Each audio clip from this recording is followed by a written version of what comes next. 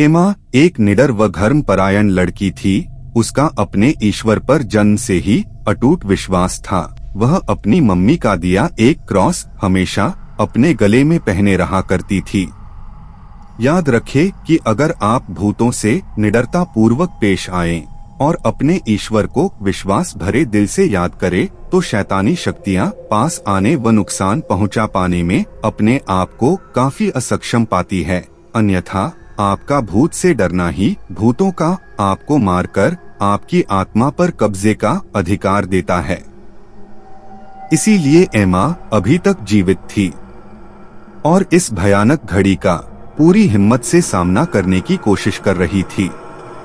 एमा ऊपर जाने की बजाय नीचे सीढ़ियों से उतरकर तहखाने की तरफ तेजी से भागने लगी, तो उस पिशाच ने उसे चीखते हुए रोका, पर एमा नहीं रुकी और भागते हुए सीधे नीचे तहखाने में चली गई। वहां बहुत बदबू आ रही थी। कई सारे कंकाल पड़े हुए थे। वर्षों पुराना यह शैतान कभी राजा हुआ करता था, तब अपने इस महल व साम्राज्य को हमेशा के लिए हासिल करने के लालच में वह अमर होना चाहता था।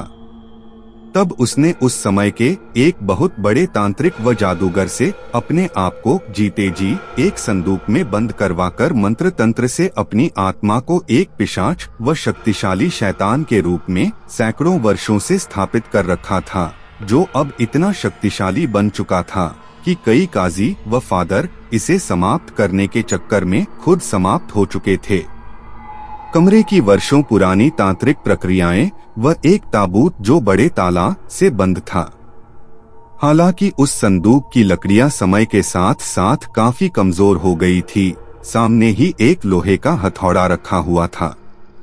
एमा दौड़कर आगे बढ़ी और उस हथौड़े के एक ही वार में संदूक को तोड़ दिया। अंदर उसी राजा का एक कंकाल निकला, जिसके हाथ पांव सोने की हथकड़ियों से बंधे हुए थे। तब तक उस शैतान ने आग का एक झुलसा देने वाला गोला एमा की तरफ फेंका। वह एक तरफ हट गई, जिससे उसके पीछे रखे लकड़ी के पुराने फर्नीचर तेजी से जलने लगे। एमा फुर्ती से उसमें से एक जलती लकड़ी उठाई और उस टूटे बॉक्स में डाल दी। पूरा संदूक तेजी से जलने लगा। वह कंकाल भी जलकर राख हो गया। पूरे समय वह शैतान नहीं नहीं चिल्लाता रहा। एमा ने सब कुछ इतनी जल्दी से किया कि शैतान को मौका ही नहीं मिल सका। तभी उस कमरे से हजारों आत्माओं की एक साथ चीखने की आवाजें आती रही। पूरी हवेली उनकी चीखों और पुकारों से गूंज रहा था और वे बारी बारी सब मुक्त होती चली गई। अंत में जाने से पहले वह शैतान एमा के पास एक पवित्र आत्मा के रूप में राजा के रूप में आया और कहा कि बेटा, आज आपने मुझ पर एक बहुत बड़ा उपकार किया है। मैंने राजपाट वैभव व संपन्नता के लालच में आकर बरबस ही इस नर्क के चक्रव्यूह में अपने आप को सदैव के लिए फंसा लिया था, परंतु तब मुझे बिल्कुल भी नहीं पता था कि अमरता इस रूप में मिलेगी। अपने मुक्त हो जाने के उपरांत आज मैं तुम्हें एक बात बताने जा रहा हूँ, क्योंकि अब मैं एक पवित्र आत्मा बन चुका हूँ और भूत व भविष्य सभी देख सकता हूँ। जब मैं यह तांत्रिक प्रक्रिया करवा रहा था, तब तुम मेरे सामने जोर जोर से रो रही थी। मैंने यह तांत्रिक प्रक्रिया अपने पूरे परिवार के सामने जीते जी करवाई थी, क्योंकि यह उस तांत्रिक की तांत्रिक शर्त थी और उस संदूक में मैं तड़प तड़प कर मर गया था। ये बात सब जानते थे। तुम मेरी इकलौती संतान थी। मैं तुम्हें जान से भी ज्यादा प्यार करता था। तुम भी हर वक्त मेरे साथ रहती थी। तुम्हें मेरे अलावा कोई अच्छा नहीं लगता था। खाना तक मेरे ही हाथों खाया करती थी। तुम्हें मेरे अलावा कोई खाना खिला भी नहीं सकता था। तब तुम सिर्फ 8 वर्ष की थी।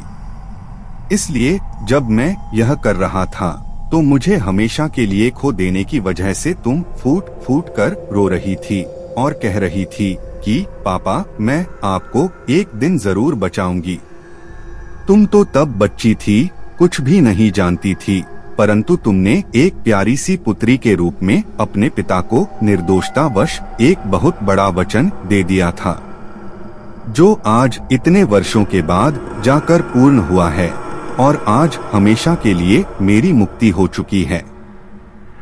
मैं तुमसे बहुत प्यार करता हूँ मेरी बच्ची। मुझे ईश्वर पर पूरा विश्वास है कि मेरे अगले जन्म में ही नहीं बल्कि हर जन्मों में तुम ही मेरी बेटी बनोगी। और हाँ, तुम्हारी वो ट्रेन अब यहाँ से ज्यादा दूर नहीं है। पर उसके सभी कर्मचारी तो चूंकि मृत थे, उन्हें भी तो मुक्त होना था। यहाँ तो अब सभी आत्माएं मुक्त हो चुकी हैं। अब ऐसे में ट्रेन कौन चलाएगा? तो तुम निश्चिंत रहना, क्योंकि मैंने उन आत्माओं की मुक्ति उनके गंतव्य यानी तुम्हारे डेस्टिनेशन तक रोक रखी है। जैसे ही तुम्हारा स्टेशन आएगा, ये सभी मुक्त हो अदृश्य हो जाएंगे और साथ ही साथ ये भी हमेशा के लिए इस ट्रेन की नौकरी से अब पूर्णतः मुक्त हो जाएंगे। इसके बाद राजा की उस मुक्त पवित्र आत्मा ने एमा को हग किया, उसके फोरहेड को चूमा, प्यार से गालों पर हाथ रखा और आत्मा अब धीरे धीरे हवा में ऊपर की ओर उठती चली गई। वह लगातार एमा को धीरे धीरे हाथ हिलाते हुए अलविदा कर रही थी। दोनों की आंखों में आंसू थे और फिर धीरे से वह अदृश्य हो गई। एमा भी भावुक होकर आंखों में आंसू लिए एक बुत की तरह खड़ी रही। फिर उसने अपने आप को संभाला और हवेली से बाहर आई तो सब कुछ एकदम शांत था। हर जगह शांति ही शांति थी।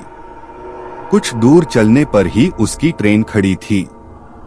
वह वापस से अपने सीट पर बैठ गई और ट्रेन ने चलना शुरू कर दिया। अब तो दिन निकल रहा था। सूरज अपनी लालिमा लिए हल्की सुनहरी धूप पूरे जंगल में बिखेर रहा था। कुछ समय उपरांत ही एमा का स्टेशन आ गया। एमा को ऐसा लग रहा था जैसे मानो वह एक भयानक नाइटमेयर देखकर आ रही हो। ट्रेन के पायलट, गार्ड व सिक्योरिटी गार्ड ने भी ट्रेन से ही एमा को हाथ हिलाते हुए अलविदा का इशारा किया और मुक्त हो अदृश्य हो गए। एमा टैक्सी से घर आते समय पूरे रास्ते रात के इस भयानक किस्से के बारे में ही सोच सोचकर सिहर रही थी और रोमांचित भी हो रही थी। और आज वह बहुत खुश भी थी, क्योंकि कल रात उसने अपने प्यारे से पापा को एक बहुत बड़े श्राप से न सिर्फ मुक्त करा दिया, बल्कि वह एमा के आगे आने वाले तमाम जन्मों में उसके फिर से पापा बनने वाले थे और उनकी प्यारी प्यारी सी यह बिटिया। ऐसा सोचकर खुशी व रोमांच से भर जा रही थी। अपने पूरे जीवन वह जब भी अकेली होती, परेशान होती तो अपने इस पापा को याद करती और दोनों घंटों आपस में बातें किया करते। दोनों पिता पुत्री के बात करने व हंसी मजाक करने की घंटों आवाजें आया करती। और ऐसा हो भी क्यों नहीं, क्योंकि कई सदियों के बाद एक बिछड़ा पिता अपनी बिछड़ी पुत्री से हमेशा के लिए मिल चुका था। इस प्रकार जब पूरा जीवन व्यतीत होने के जब बाद एमा का अंतिम समय आया तो वह बहुत खुश थी, क्योंकि उसे लेने उसके पापा स्वयं खुद लेने आए थे।